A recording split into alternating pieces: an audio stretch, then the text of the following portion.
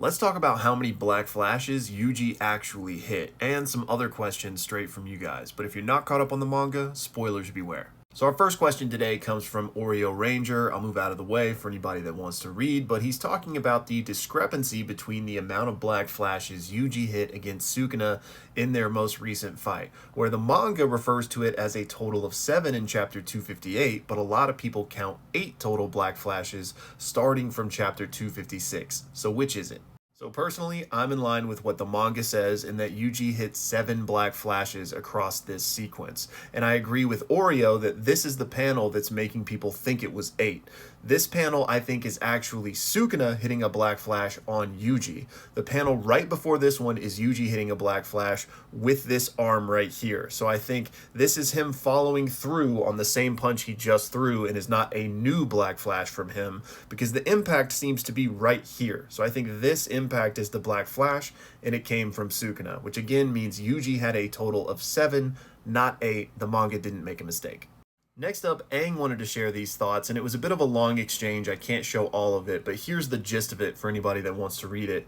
Aang basically has a theory on why Sukuna looks the way he does with the extra arms and mouths, etc. And that it might not only be the fact that he is a twin, and given everything that happened in the womb, but also could be the after effects of having coalesced all of this cursed energy, these negative emotions surrounding the name Ryomen Sukuna, because that is a, mythological name in Japanese folklore, and perhaps as Sukuna's legend rose, these thoughts and negative emotions and fear of him continue to grow, and in the same way that a cursed spirit coalesces based on the amount of fear and cursed energy that is created from those things, the same way Jogo was created from the fear of the earth and fire and volcanoes, right? This collective fear of Ryomen Sukuna could have collected, and Sukuna, using his genius or whatever, used that to morph his own body. And I agree. I even actually put out a video 4 or 5 months ago talking about this exact idea. And this is really funny because I think in one of my previous videos, I just referenced an R Sukuna and Tengen related video, which some of you guys may have seen. Well, I have another video that's basically the same title, R Sukuna and Tengen related, but it's from 4 or 5 months ago. So I'm going to link that down below for anybody that wants kind of a more nuanced explanation of what this is talking about. But I do think this is still possible, but for me, with all the information we've gotten, up until this point, I think the twin thing is sufficient to explain it, but I really like this idea, and I could see it being both this and the twin thing, so we'll have to see.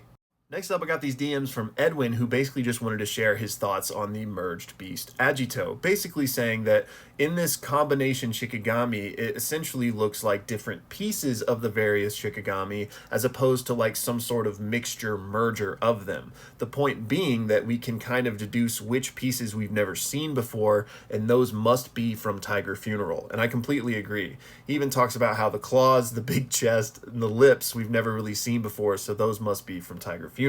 And maybe Gege never showed us Tiger Funeral before this because it seems to be a pretty spicy model.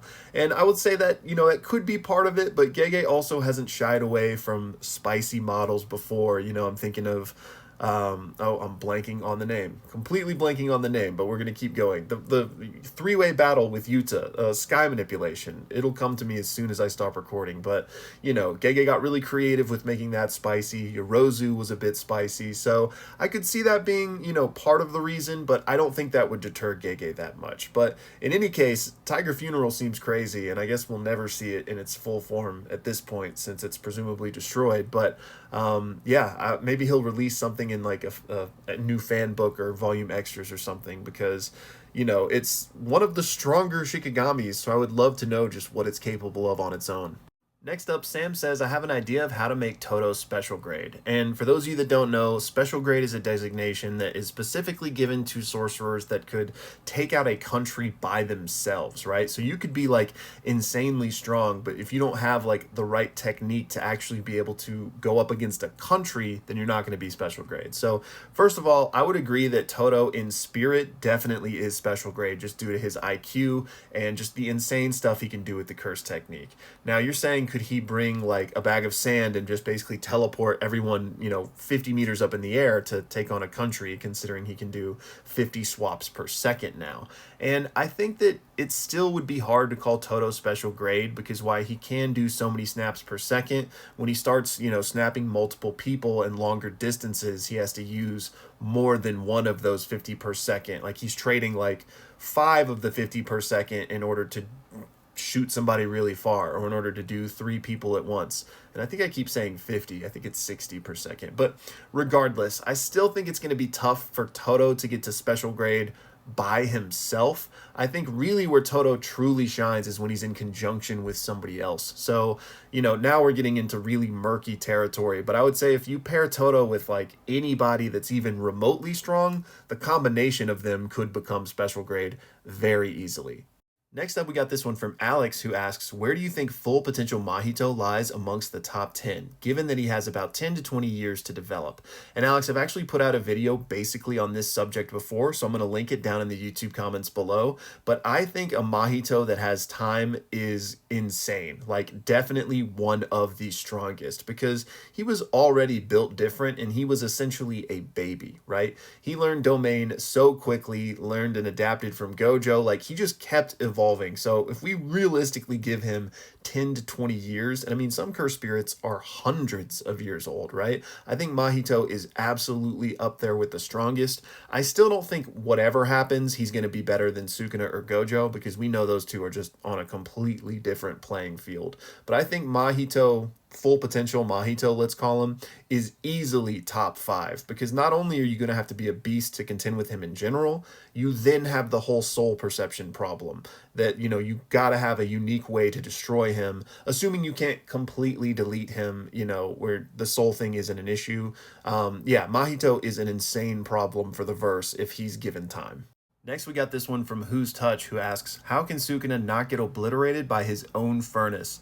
And great question. I do not have a good answer for this, so I would love to hear some of y'all's thoughts in the comments. I even asked some people in the Discord what they thought, and one of the main answers given is, your own cursed energy doesn't affect you as much. Like we saw with Gojo when he hollow purpled, he got hurt by that too, but not as badly. But I don't think that's a sufficient explanation, because Gojo still got hurt. Sukuna has seemingly been unscathed when he used the fire arrow. If he was a little crispy, then I'd be like, okay, yeah, that's what's happening. But that doesn't seem to be the case. And given the way we know it works in conjunction with the domain, it's all about like the explosive particles littered everywhere, right? And the domain is hermetically sealed to basically create a vacuum bomb. So if Sukuna's inside the domain as well when that happens, I don't know how he's being invulnerable to it. Maybe it has something to do with binding vows. Maybe it has to do with like somehow consciously making sure that none of those particles from the cleave and dismantle are around him within a certain radius or something. So maybe he's got like a little safety bubble within the larger bubble. I don't know how that would make sense, but maybe that's it.